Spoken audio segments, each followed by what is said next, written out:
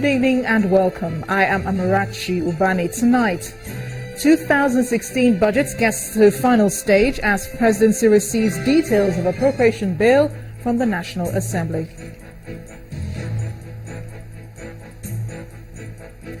Former President Olusegun Obasanjo visits the villa, says the budget is not a document to be assented to in a hurry. Minister of Defense blows hot, warns pro-secessionist groups against undermining the sovereignty of the country. And South Sudan's President Omar al-Bashir promises to step down in 2020 after his present tenure ends. And in business news tonight, Vice President Professor Yemi Osinbajo outlines a 33-point agenda aimed at revitalizing Nigeria's economy.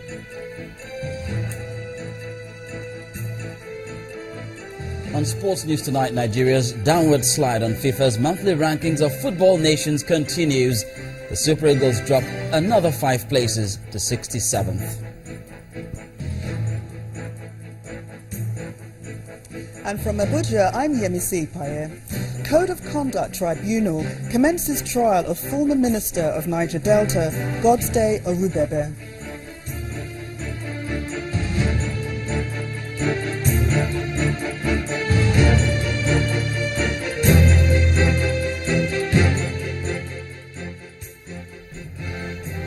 We begin tonight with news that details of the 2016 budget have been transmitted to the President. The Special Advisor to the President on National Assembly Matters, Senator Ita Enang, confirmed this to Channels Television. Senator Enang says he went into the President's office to hand over the 1,800-page document in company of the Chief of Staff. Yesterday, the two chairmen on appropriation of the House of Representatives and the Senate confirmed that they had finished verification on the 2016 budget and were set to transmit it to the President.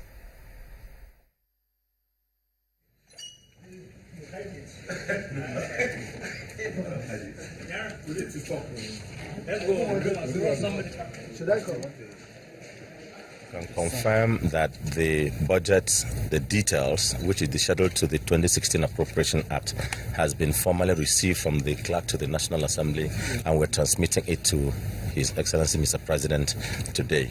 And the constitutional process begins hereafter. The next action is for the constitutional process and timing as limited by the Constitution to begin. In the meantime, a former president has also been discussing the 2016 appropriation bill with the presidency. Chief Olusegun Obasanjo, who met with President Muhammadu Buhari, explained that the budget is not a document to be treated in a hurry. He explains that the law allows the president to critically look at the document, even though it takes a longer time to give his assent. He, however, parried questions from State House reporters on the details of his meeting with the president.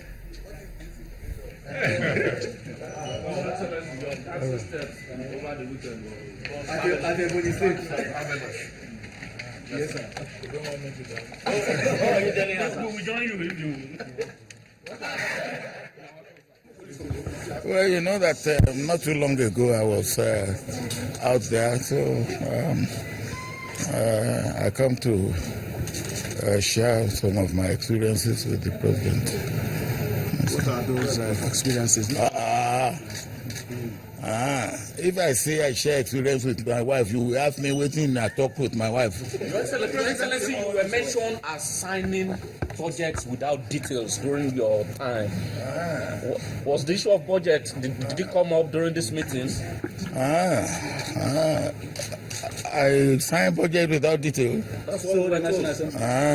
Anybody will tell you that, don't ask him again. Excellency, tell us about this budget and the issues. No, but to be able to tell you about the budget, I have to read the budget and know what it contains and know what it does not contain. So I cannot talk to you. That's exactly what this president has said. Is it the right thing to do? We're going to wait for the assenting of the budget for a long time? Just because the president wants to study it very well? No. Look, the Constitution allows you to continue with the budget provided you do not go beyond the previous year. So And that can be done up to the middle of the year. Excellency, talk to us about this fight against corruption. Is the president doing well? What's your assessment? I will give you that in some future days. The Senate President. What's happening to him? Dramatic responses from former President Olusegun Obasanjo. We're now being joined at the news at 10 by Dr. Ezekiel Adeleye, an economist, to look at what becomes of the budget now that the president has received the details from the National Assembly. You're welcome to the news at 10. Thank you so much, Amarashi. Good evening. Good evening and welcome. With a delay already recorded with this budget, the padding, the president's insistence on getting the details before giving his assent, how much longer do you think it would take for the president to scrutinize the details and finally put his signature on this? We can estimate about 2 to 3 weeks. Okay. And this is because what, he has to compare figures, or what exactly? He has to compare figures. Is it the figures that were sent to the National Assembly have been worked upon, and the details will inform what each ministry will be able to carry out. So he also needs to get the details and pass it to each minister to look at and be able to come up with the final figure that will be implemented. What about businesses that have been waiting for, some word from the presidency? Now that the budget has been given to the president, can they go ahead and plan for the year? I believe definitely so, that they can go ahead now and plan for the year. We've been waiting for the final figure to be approved by the National Assembly.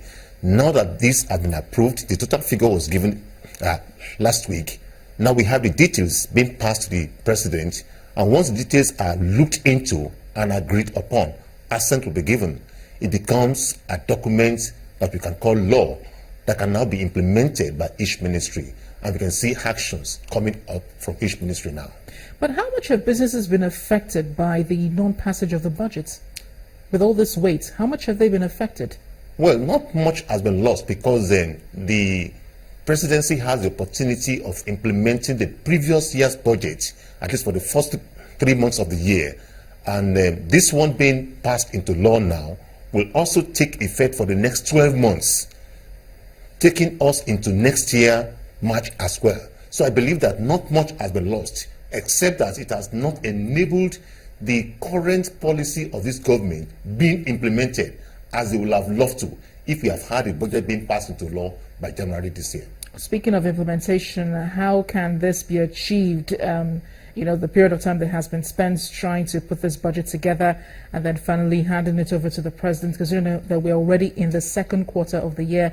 How much can be implemented within the next 12 months, as you say? Well, it's a pity that we have lost the first quarter and the industries are groaning because of lack of budgets being in place. But what can be done is that I believe each minister and the ministries as well have been doing a lot of groundwork. And since we now have the details available for them to implement, they can now swing into action, definitely. That's hit the road running. So do you think there's anything in the assumptions used in preparing the budgets that can drastically affect its implementation? Well, for the revenue, we are looking at $38 per barrel. And I just hope that this particular estimate will not be adversely affected. It seems reasonable. Again, at 2.2 million barrels per day being estimated as well, seems to be on the high side. But I believe that with the current position of the price of oil in the oil market, we can achieve this. But the critical thing has to do with the deficit to be financed. You will notice that this time around, the capital expenditure takes 30% of the old budget, which is an improvement over the previous year. But the fund available to finance the budget, both the capital and the recurrent, seems to show that we are going to borrow about $2.2 trillion to be able to finance this. And this is a lot of money indeed. And we are looking at domestic borrowing as well as foreign borrowing, with the estimated amount to be recovered from looted funds. If any of these does not come into place, it will affect the budget, definitely. Dr. Ezekiel Adeleye, thank you so much for joining us on the News at 10 to discuss budget assent and its implementation. Thank you very much. I've been speaking with an economist, Dr. Ezekiel Adeleye. And in part two, after the break, Agatu indigents are still looking onto the federal government for help as they demand military presence in their community. That's in a moment. Please stay with us.